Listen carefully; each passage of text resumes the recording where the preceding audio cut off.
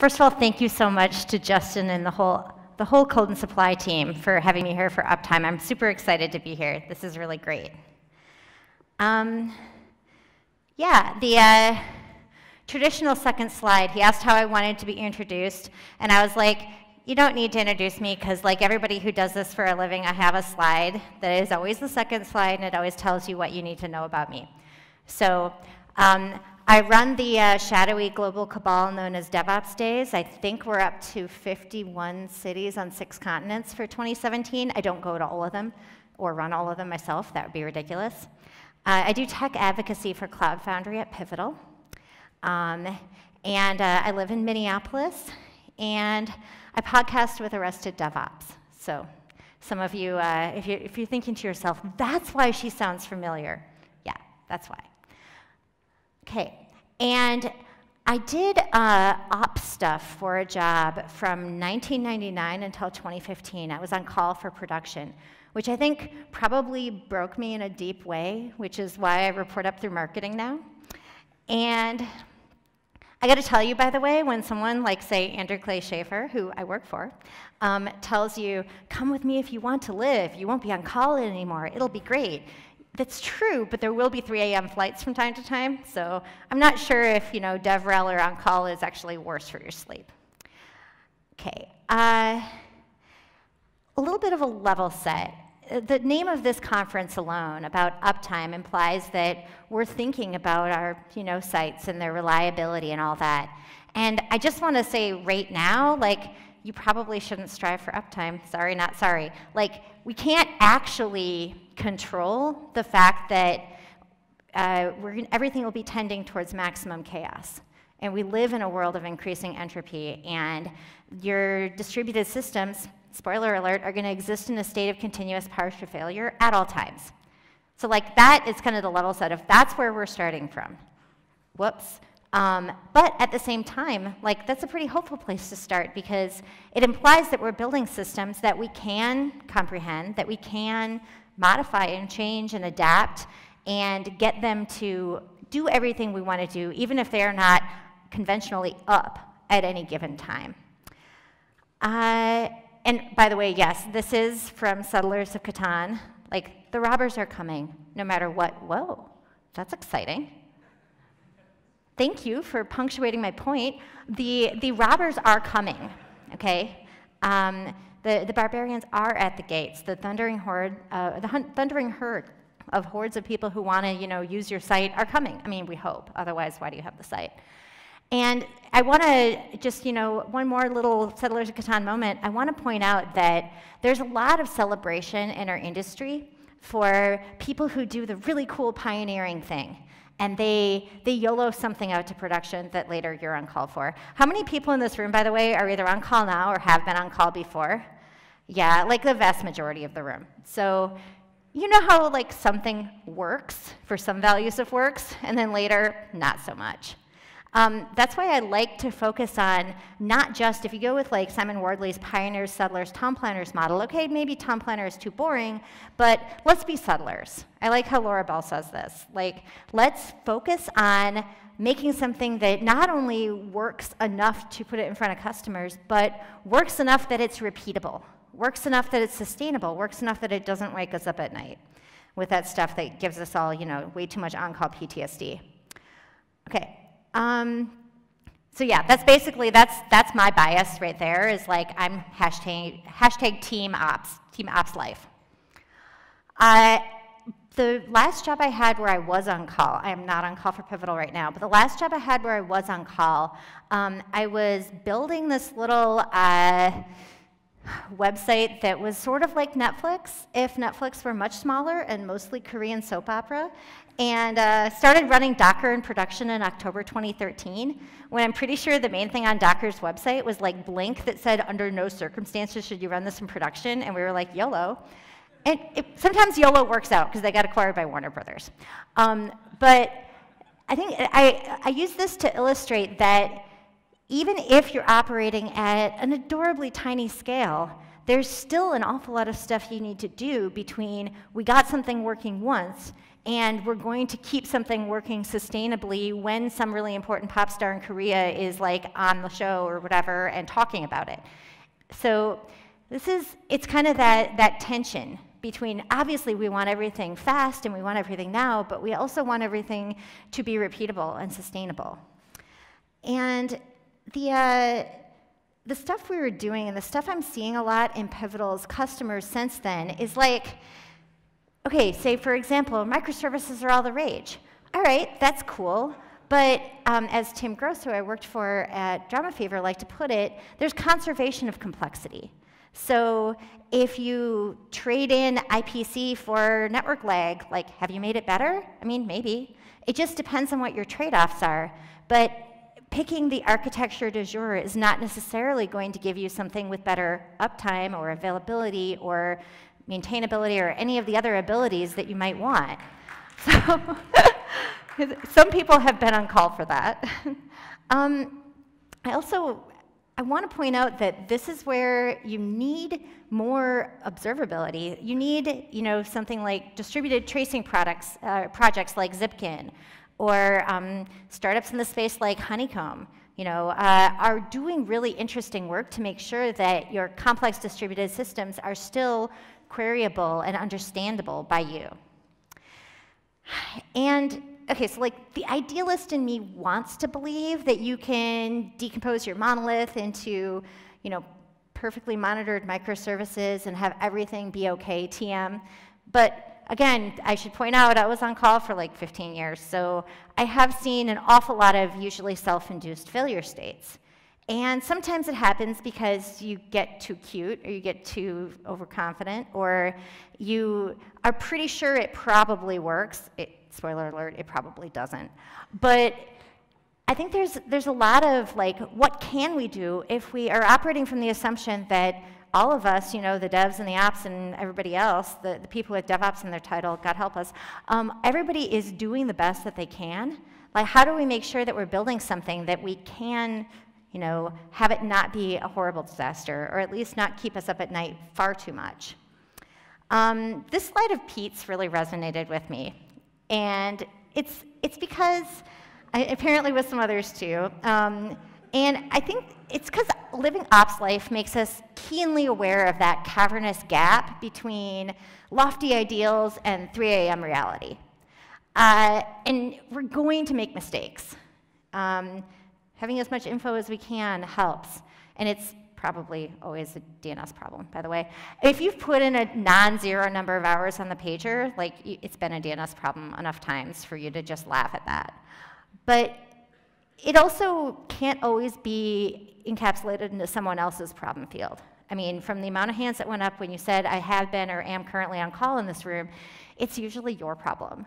So like, let's talk about some solutions for that. So like, starting with the one that everyone wants, right? Which is share the pain. Like, put the devs on call. At least there'll be more people in the on-call rotation. Wait, like, do we need anyone on call if we have serverless no-ops? It's like, well, I mean, I feel like Attack Kitten, probably should bring us a reality check here. By the way, he got bigger. They get bigger if you feed them, apparently. So he's more of an attack cat now.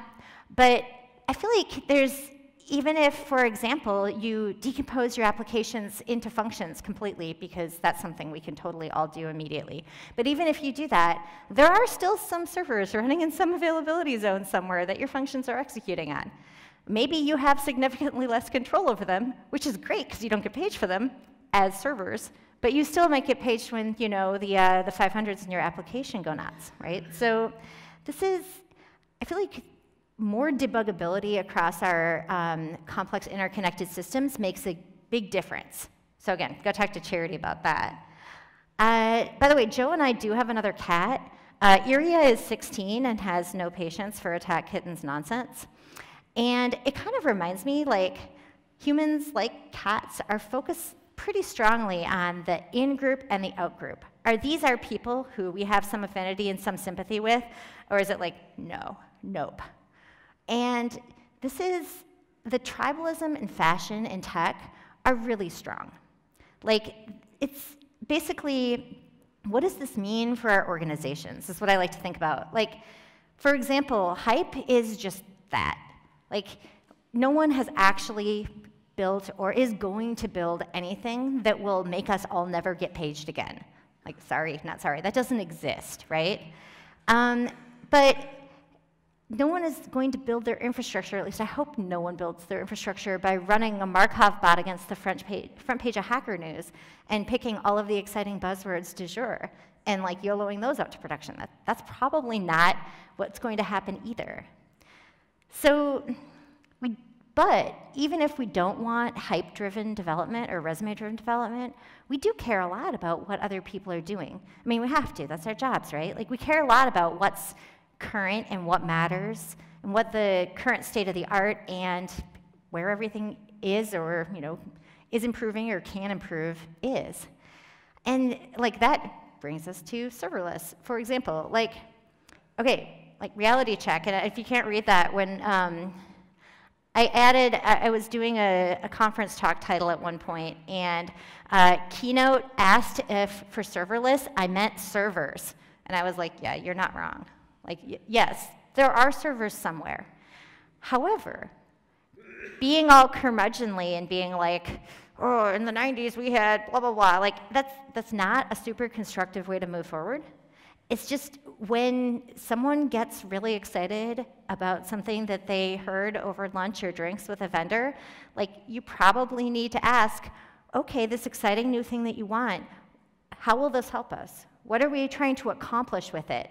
I mean, there was one time I was in a meeting where a very excited young gentleman really wanted to write a custom Erlang message bus.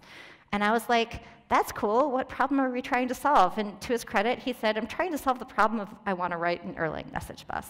I was like, okay, I mean, that's fair.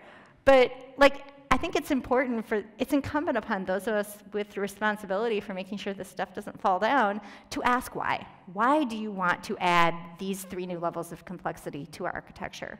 What are we going to gain from it? I mean, hopefully great things, but it's important to ask those questions.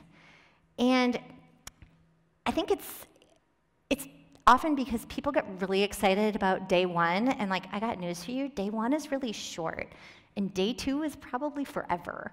Like until the heat death of the universe or your company shuts down or one or the other, So whatever decisions you make, you're probably gonna have to live with for a while. So that's not that you should be Department of No, but it is important to ask why. And for example, like microservices are not gonna prevent your 2-pizza teams from needing to have conversations with one another over that pizza. Like any kind of, hipster architecture that people love at the moment is not necessarily going to solve every problem that exists inside an organization, especially if most of the problems are that we really don't want to have to talk to those people. And if we build something that's decoupled from them, we don't have to. It's like, well, I mean, you might that might be a local optimization for that specific problem, but you might cause other problems by doing that, right? And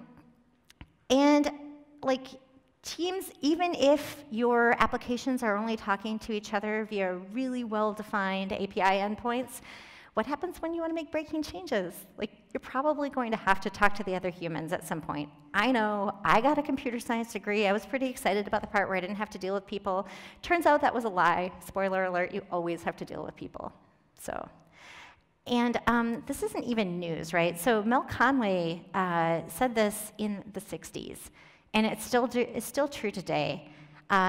This is Conway's law, one particular phrasing of it. I like the emphasis here on the fact that the most important thing is the communication structure. It's not necessarily the org chart, unless your organization really only communicates up and down and along the lines on the org chart.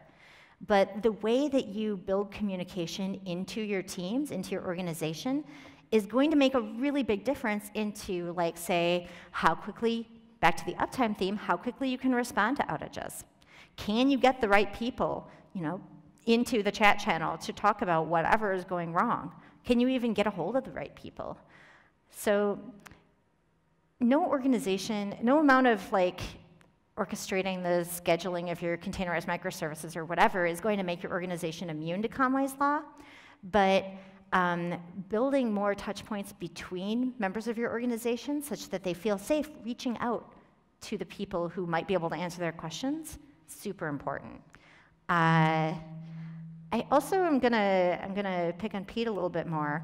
I'm gonna say, like, you know, again, at my last ops gig, my boss and I were the main people who understood our artisanally hand-whittled, you know, series of microservices, which means, of course, we left within 4 days of each other. And it reminds me of a story that Pete Cheslock tells about the Vasa, where the shipwright died during construction, and as was the style at the time, did not actually write anything down. I mean, that was probably fine, right? Except it really, really wasn't. And I feel like documentation isn't something that ops people feel like we have time for, and it isn't something that anyone wants to do.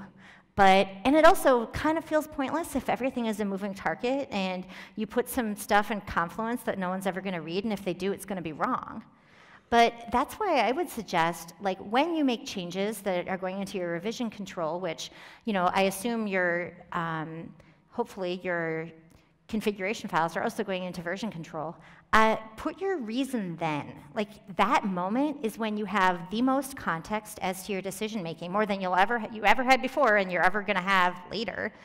And later, you know, say 6 months from then, when you're on call and it's the middle of the night and you're trying to remember why, you'll be very happy at past you for having written a detailed commit message that isn't, like, fixed. Because we've all written that commit message. Just go back and change it. Okay, so, like, in a perfect world, everybody would just be DevOpsing without effort, right? Like, everything would just be simple and easy. This, by the way, is a super Jeep. My spouse and I went for our 20th anniversary to Iceland, and we hiked on glaciers and rode in super Jeeps, which are amazing. But I was thinking, like, it's so easy to think about your ideal world. And if we architect everything inside our organizations, and that word sounds stupid, so let's just be realistic and say, like, if all the decisions we make are assuming the best case scenario, we're always going to be disappointed. Having a plan to move past something that isn't the best case scenario, like we went hiking on a glacier, it was March. It was actually melting, and it was kind of a wet glacier, and it was soggy water in our boots, and we still had fun. But, like, we were okay with things not going as planned is super important. Okay, so, like, for example, for team ops, like, it's really important with developers to not just be like, good luck, have fun, here's some AWS access keys, I'm sure it'll all work out. Like, obviously that's not how you onboard people into, you know, being on call or doing anything to touch your infrastructure. In the real world, I mean, I hope.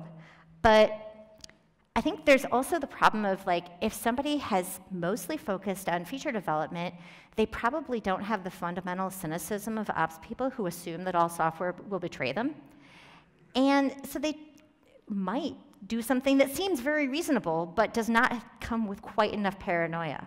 Okay, so you need to build guardrails in so that, sure, you've documented and, like, you know, shared whatever access you need to, but you've also built the right sort of automation so that when you're letting somebody, I mean, we've all seen the stuff where somebody is, like, a new developer who accidentally deleted the production database, and it's like, okay, that wasn't your fault, because even if you're the one who deleted it, there should have been people who would have made a decision to not make that possible. So, like, that I think is really important if you have that kind of responsibility. And okay, so, like, if that's what, you know, the people, and I'm not going to say everybody is divided into two camps, but people who are broadly speaking tasked with production have a certain, you know, production operability, have a certain amount of responsibilities. But what about the people tasked with feature development who might still share some of the production responsibilities? Okay, I would say build for operability, observability, debuggability, and reality, by which I mean graceful degradation, if things are not going to always go the way you want them to go. The happy path is just wishful thinking. Like, feature teams could start by writing health checks that aren't aspirational. Like, unless you're running This Is Fine Dog as a service, you probably shouldn't return 200 OK under all circumstances on your, you know, is this OK endpoint. I have actually seen this. And while it's true that will never alert, you might be sad that it never alerts. And if you can't write a health check that returns an unambiguous answer, like if your health check realistically is going to answer, well, then like that microservice isn't micro enough. Like there are too many things in there if you can't answer, is this working, yes or no? Especially if you're deciding whether or not to bounce something out of, say, a load balancer. Okay, so I use this wall of confusion slide a lot. This is an old, classic diagram showing like the development and operations interaction inside organizations. But I remix it because I think it's really more like this. I think that it's not so much that somebody who is tasked with operability and uptime doesn't want you to make changes. It's more like when the changes happen and everything goes terribly for them, if the incentives aren't aligned appropriately inside your organization, then, I mean, I've seen cases of, the feature team is partying, celebrating the release, while the operations team, everything is on fire, and like they're dealing with, the fallout. And so like that has to do with how you align the relationships and the incentives inside your organization to make sure that you're not going to have people who just want to keep working on whatever's coming out of the backlog or whatever the exciting new feature is, but without thinking about how it's going to operate under load in production. Because I think if you want to get people to have the same opinions about, ship it, this woodcut from the 19th century is this classic from a German humor magazine. It's a classic thing that's like, what do you think this is, a rabbit or a duck? And it's like, well, you know what? Like, this is, don't try to make it a battle between dev and ops. Like, we're all team rabbit duck. Like, we all want to get this stuff, working. Okay, but wait. You say, like, my organization is too big or too dysfunctional or too siloed, or we have contractors, or there's a million reasons why you can't put everyone into one big team and have them all be like DevOpsing together in happiness.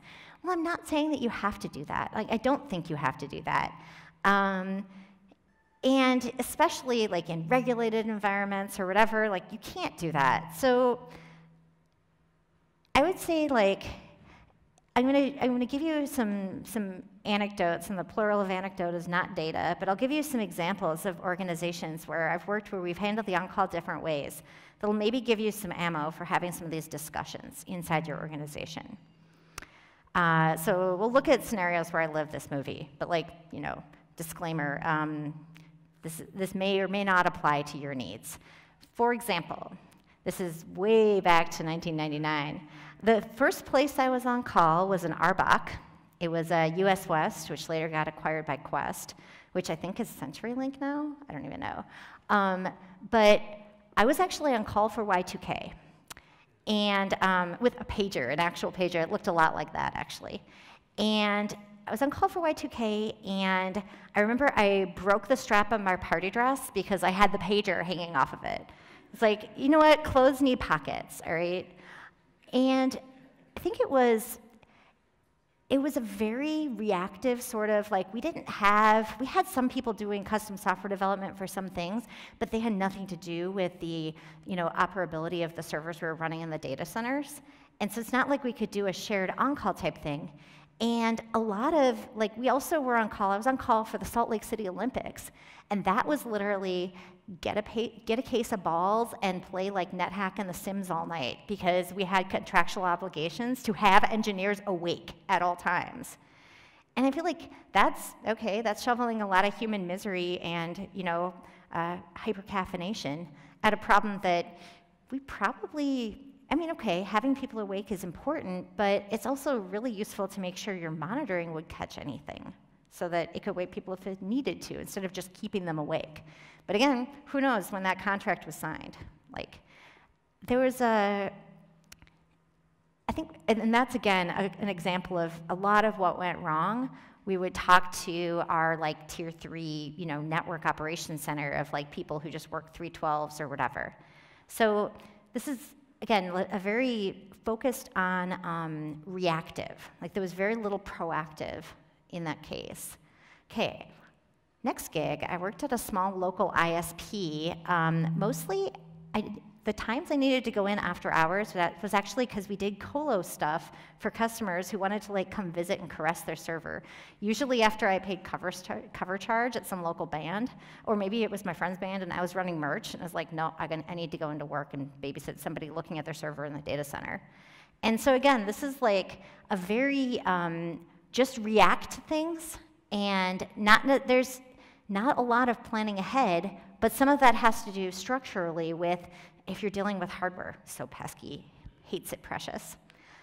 So, and this was also like, we also were pretty low budget, so like once we had a hardware meltdown and I slept on my office floor because we couldn't get parts RMA'd fast enough, and this, the news server kept going down.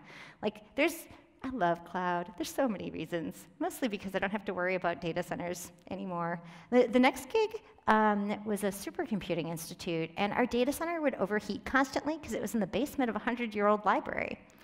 So it was this fun and tension between, do we shut down these supercomputers because somebody's grad student who was about to cure cancer didn't actually checkpoint their R or whatever. So do we shut down the supercomputers, or do we like ride it a little bit closer to the edge and hope they fix the cooling in time? Because, of course, we will have hardware failure from some components if we leave them on when it's overheating for too long. So that was a fun kind of on-call. But what was really interesting about that one, and a cultural thing that I'll point to, is we actually had a developer who offered to join the on-call rotation, mostly because he really wanted root on the clusters so that he could do things like, say, install Git. And he was like, I really need a Git client on these boxes. And I'd be like, why? They have SVN. I'm like, okay, I didn't actually listen to what he wanted, right? But at the time, there was this guy who offered to join the on-call rotation and deal with the, being paged in the middle of the night because the data center was overheating. And I was a BOFH and said no to him. And it was all about control. It was like, I don't trust you. I don't think you can solve problems the way my team can solve problems, and I don't believe you'll make the right decision at those like razor's edge moments of, do we start shutting this stuff down or not? But that, again, had to do with communication inside our organization, and not having built trust between teams that made our on-calls worse. Like, we could have had more people in the rotation, and we didn't. Okay. When I moved on to AWS Land, suddenly it was delightful because everyone was on. It was a small team, but like all the developers were on call. I was the first ops person. There was no hardware. I mean, there was hardware, just like serverless, though it wasn't my problem.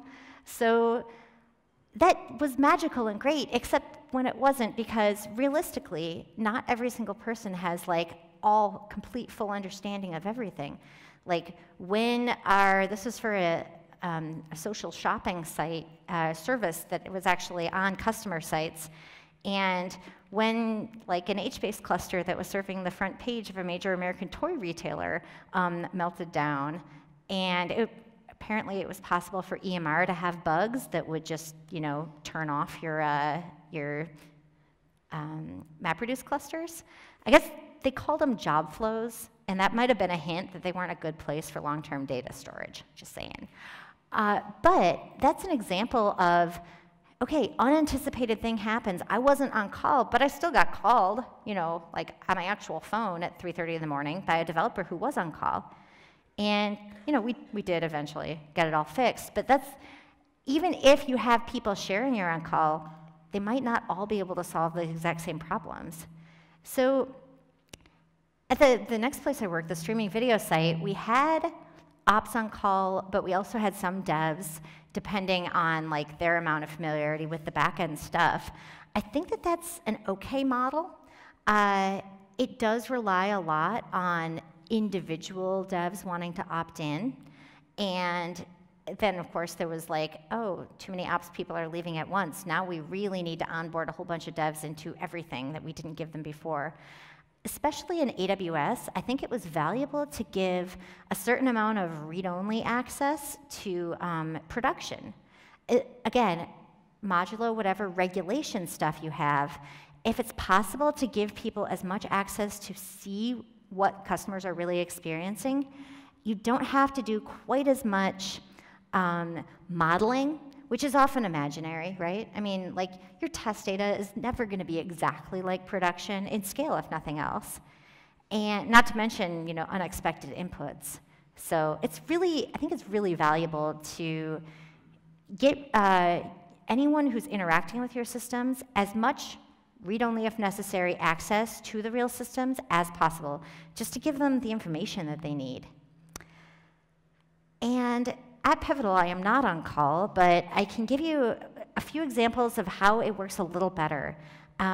Larger teams, obviously, but a lot of on-call segmentation based on specific kinds of alerts going to different teams. There are 3 ops teams in California and Ireland and China, and they haven't perfectly implemented Follow the Sun for absolutely every service yet, and that's a goal. But I think when it's possible to keep the on-call burden from being really disruptive to people's lives, like Alice Goldfuss did a hashtag on-call selfie that you can go look at on Twitter and just see like people talking about the kind of impact that 24/7 type on-call has on their lives. Like anything you can do to mitigate that in your organizations, especially if you can do some kind of follow the sun, is super helpful. Okay, so what does this all come down to? I would say like your Goldilocks zone is when you can have the right people get alerted, but only when necessary and actionable. And this means like investing in your architecture and your observability and your culture. For example, architecture, okay. Like we want self-healing and redundancy and all these great things that Schaefer's talking about here. We want being able to react to the reality of continuous partial failure. And the architectural considerations such as microservices can really save your bacon or your vegan breakfast strips or whatever. Hey, I'm a vegetarian hipster. I'm totally eating soy-based bacon-like stuff. But basically, you don't want on-call to have to be an all or nothing, wherever you can. Like, if you can split it up across your organization so that there's some things that can wait till morning and go to the team that actually knows something about it, that's really valuable. Okay, the containers and functions as a service stuff, they're implementation details, right? So they're features, whatever features you use of your particular cloud, implementation details. Like they matter, but they aren't the main goal here. Like the main goal is like self-healing and redundancy. You're basically going to be treating your infrastructure as like an entire fleet or an armada, like not one yacht that you gave a name to. Because if you're, I was down at DevOps Days Sydney and like looking at, cautionary tales, warning signs. This one, it was like, it's interesting that you would show me this sign once I'm already in the park, is what I was thinking. It's like, that's not super helpful, okay? And so it might be too late to be warned about like some of your alerts. You're like, by the time you get the alert, you're like, well, that's great. I'm glad that now I know everything is already terribly, irrevocably broken. And I think in architecture, like we have to plan for the cases that we don't want happening. Like that has to be an integral part of the planning. Keep CAP theorem in mind. And Katie McCaffrey, who now works at Microsoft Research, likes to say that you choose basically between consistency and availability. You can't choose not to have partitions because like physics and math. So you have to think about how is your everything that you're building going to react when certain important components go missing. Like, because they are gonna go missing. And if you don't plan for that, like, okay, you're just fooling yourself. You can't predict necessarily where your systems will fail, but I can predict for you right now, they will fail. And that brings us to observability. Like, if they're going to fail, and we all admit they're going to fail, we would like to be able to know when that happens and maybe some idea of what's going on with it. And that wall of confusion that we looked at earlier, it was kind of small, and you could almost look over it with your tippy toes, right? And like the real wall of confusion is like, no, there's so much complexity in there. How can we actually answer any questions about it? I think the continuous surprises is what makes this kind of job fun, right? I also think that like we need to understand our environments. This is also from Iceland. Our tour guide took us right past this sign. I was like, okay, you know what, sometimes there are going to be things in your infrastructure that actually are terrible, and you know they're terrible. At least write it down so that somebody else doesn't have to discover it later. You still might keep doing the terrible thing, but you might want to write it down.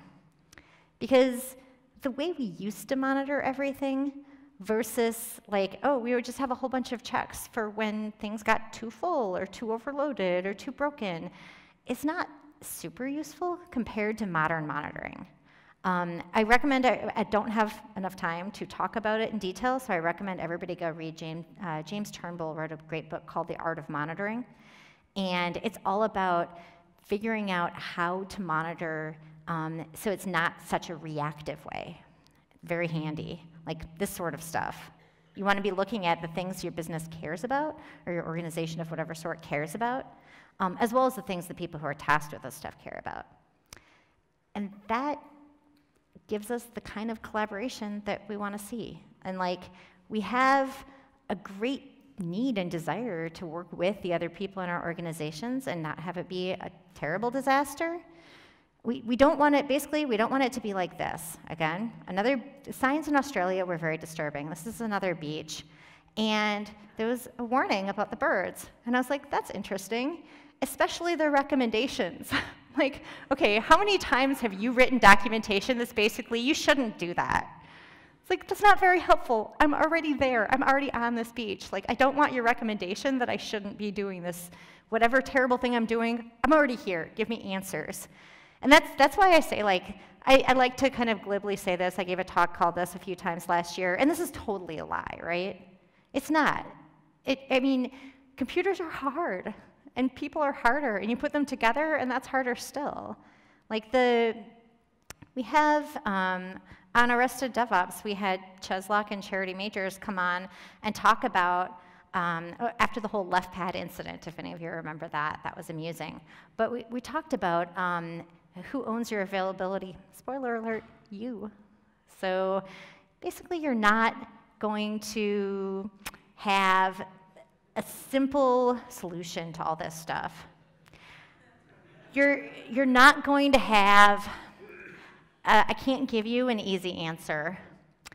What I can tell you is that just giving a bunch of people,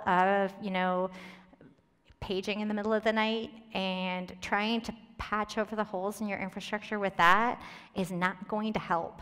Like, you have to build for maintainability.